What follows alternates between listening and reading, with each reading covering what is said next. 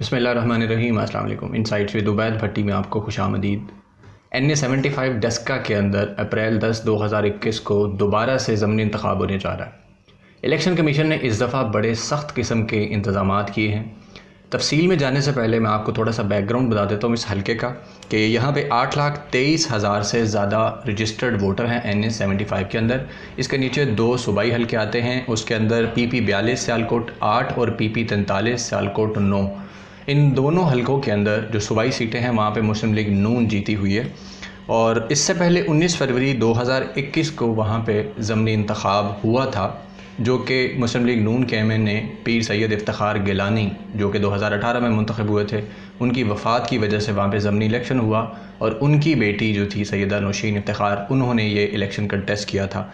19 फरवरी को वहाँ पे जब इलेक्शन हुआ तो उससे पहले भी और उस दिन भी वहाँ पे आपको कुछ याद भी होगा कि फायरिंग होती रही और 2 लोग वहाँ पे मारे भी गए।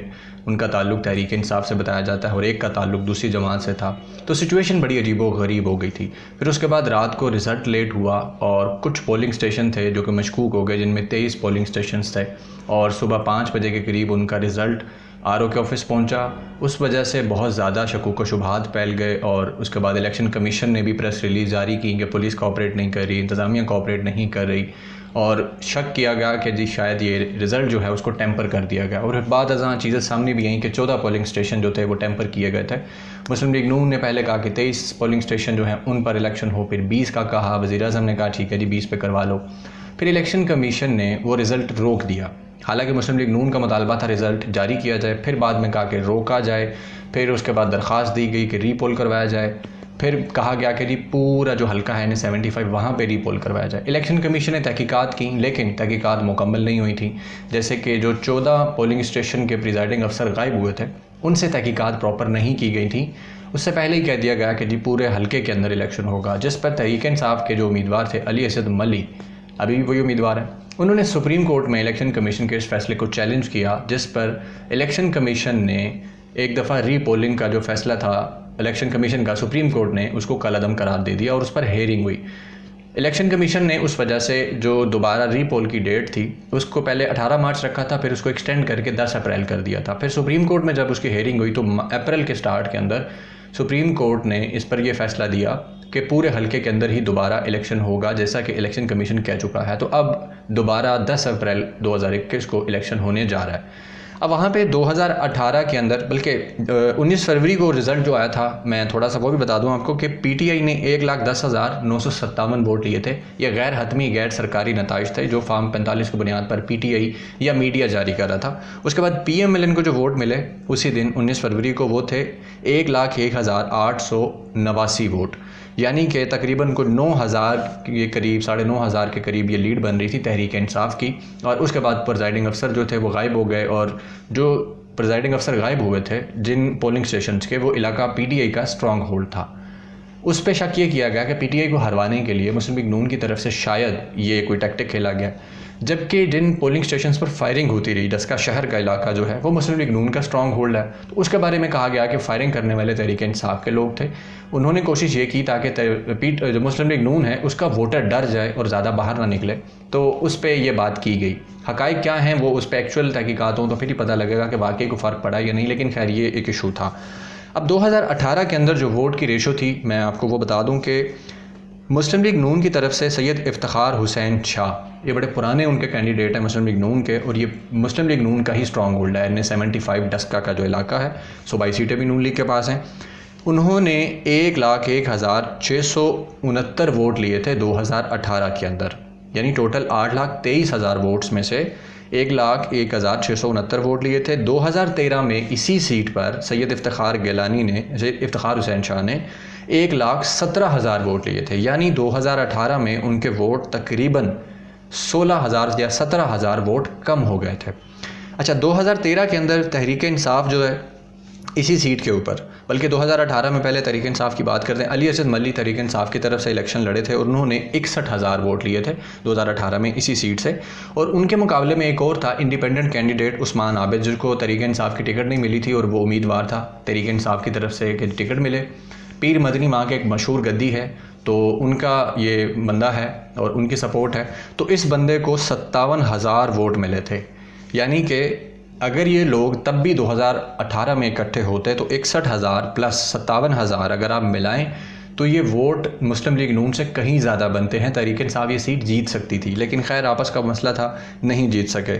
और टीएलपी को 14,000 वोट मिले थे 2018 के अंदर, और पीपल्स पार्टी को सिर्फ 4,000 वोट मिले थे। पीपल्स पार्टी का वोट यहाँ पे बहुत सुकड़ा है, यानी कि ये इलाका बेसिकली तो पीपल्स पार्टी का गढ़ हुआ करता था 1988 तक। लेकिन उसके बाद जब यहाँ पे IJI इस्लामी जमहूरी इत्तेहाद का इलेक्शन हुआ तो उसके बाद ये सीट मुस्लिम लीग नून के पास चली गई।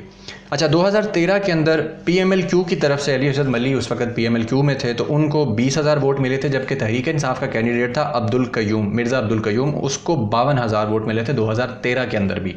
और तब पीपल्स पार्टी ने इस जगह सीट खाली छोड़ी थी, इलेक्शन लड़ा ही नहीं था। उससे पहले 2008 की बात अगर कर लें कि 2008 के अंदर वहाँ पे वोट का क्या सीन था, तो मुस्लिम लीग नून जो थी उनको सैयद मुर्तज़ा अमीन थे, 77,000 वोट मिले थे, और PMLQ की तरफ से अली हजरत मली थे, 39,000 तब वोट मिले थे। पीपल्स पार्टी की तरफ से डॉक्टर ज़हीर रिजवी थे, उनको 32,000 वोट 2008 में मिले थे। हालांकि 2008 में पीपल्स पार्टी की वफाक के अंदर हुकूमत थी।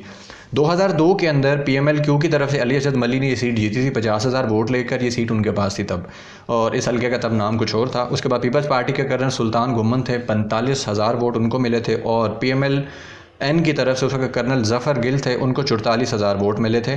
तो यानी इसमें आप अंदाज़ा कर सकते हैं कि किस तरह पीपल्स पार्टी के वोट कम से कम तर होते गए और तहरीक इंसाफ के वोट बढ़ते गए, यानी पीपल्स पार्टी का वोट तहरीक इंसाफ की तरफ शिफ्ट हुआ और काफ लीग का वोट भी तहरीक इंसाफ की तरफ शिफ्ट हुआ था।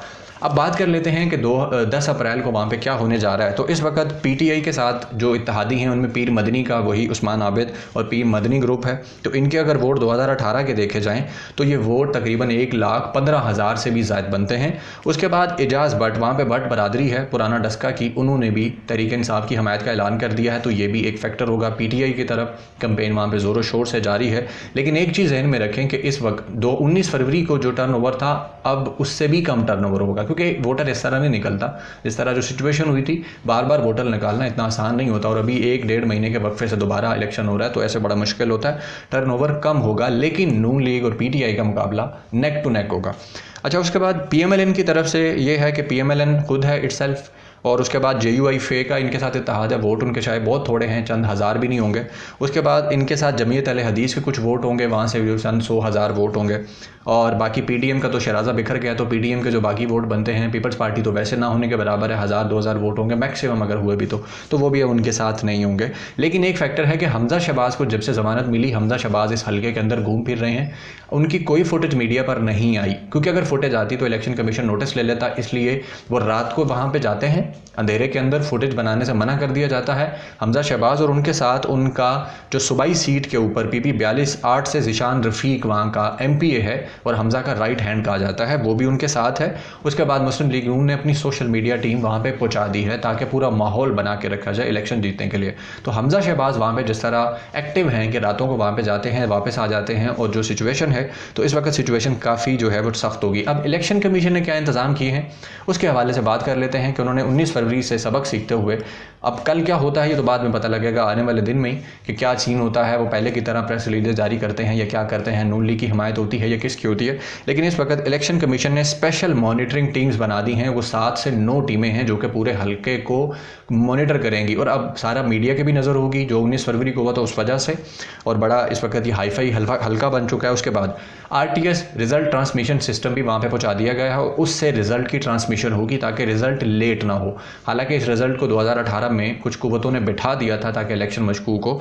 उसके बाद व्हाट्सएप की लोकेशंस शेयर करने का कहा गया है प्रिजाइडिंग अफसरान को, कि वो जहाँ से भी फॉर्म 45 सेंड करेंगे वोट की काउंटिंग के बाद, तो अपनी व्हाट्सएप लोकेशन भी भेजेंगे ताकि पता हो कि वो किस जगह पर मौजूद हैं।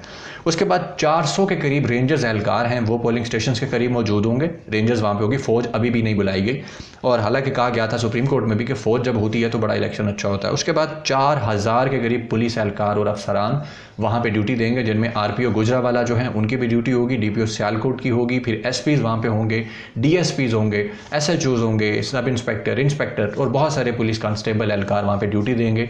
अब देखना है कि कल आने वाले दिन या अभी चंद घंटे के बाद जो है वहाँ पे सिचुएशन क्या होगी। पोलिंग स्टार्ट हो जाएगी और उसके बाद मीडिया को बाउंड कर दिया गया है कि मीडिया अपने तौर पे काउंटिंग का रिजल्ट फौरी जारी नहीं करेगा अनलेस कि उनको फॉर्म 45 की कॉपी मिले, जो कि प्रिजाइडिंग अफसर वोट काउंट करने के बाद पोलिंग एजेंट्स को देगा।